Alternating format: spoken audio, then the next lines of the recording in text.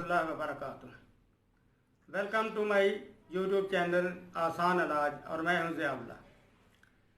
हमारा माटो हर एक तक आसान इलाज मुहैया करना है, फराहम करना है, ताकि हर आदमी अपना इलाज खुद कर सके। लेकिन ऐसी बीमारियां जिनका आपको समझना है, उसके लिए डॉक्टर या हुक्मा से रब्ता करना ज़रूरी होता है। एक दोस्त की फरमाइश पर आज का नुस्खा मैं बयान कर रहा हूँ। ये नुस्खा दो हिस्सों पर मुश्तमिल है। एक नाक में डालने वाले ड्रॉप्स बनेंगे, निज़ल ड्रॉप्स, और दूसरा जिशांदा बनेगा। चीज़ें आपके सामने पड़ी हुई हैं। अब मैं आपको बताता हूँ कि किस तरह तैयार करना है। ये रोगन जैतून है, मेरे सामने पड़ा हुआ है। ये आपने 50 ग्राम ले लेना है। किसी छोटे स्टील के बर्तन में ले लें। और 10 ग्राम ये कलवंजी है,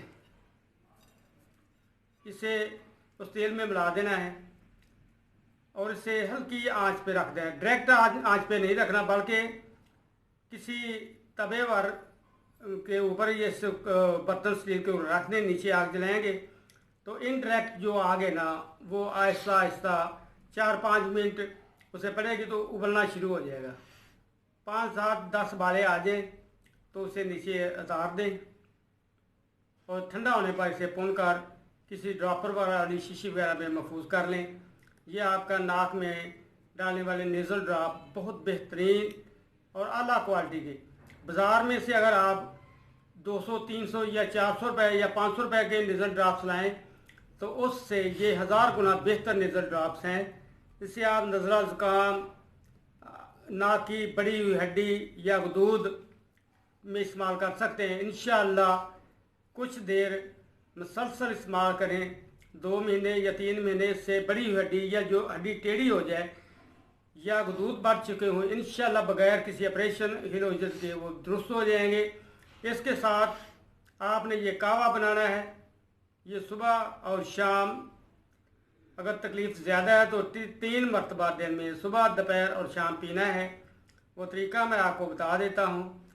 ये 1 चम्मच छोटा आपने पुदीना लेना है, 1 छोटा चम्मच ये मेथरे हैं और 5 या 7 अनाब आपने उनको तोड़कर पानी में डाल देना है। पानी तकरीबन 2 कप हो, 1 घंटा वो भीगे रहे। उसके बाद हल्की आंच पे आपने आहिस्ता आहिस्ता आहिस्ता आहिस्ता उबालना है। जब 1 कप रह जाए तो उसे आपने पुन लेना है। सुबह पी लें, निहार मुँह पी लें, 12 बजे पी लें, शाम को पी लें 3 मरतबा। इंशाअल्लाह इससे आपकी जो छींकें आती हैं वो ख़त्म हो जाएंगी। इस तरह ये जो नेज़ल ड्रॉप बनेगा, ये सुबह, दोपहर, शाम 2-2 कतरे नाक में डालें और 5-10 मिनट उसी तरह लेटे रहें। इंशाअल्लाह बग़ैर किसी तकलीफ़ के, बग़ैर किसी और इजाफी मेहनत के आपका ये मसला हल हो जाएगा। छींकें चूँकि आती इसी वजह से हैं, या तो दूध बढ़े हुए हैं या आपको हड्डी बढ़ी हुई है या फिर पोलन एलर्जी या डस्ट एलर्जी है। क्योंकि एलर्जी का इलाज ज़रा मुश्किल होता है, क्योंकि उसकी वजह का पता चल जाए फिर तो उससे बंदा परहेज़ कर लेता है। अगर वजह का पता ना चले तो फिर ज़रा मुश्किल होता है।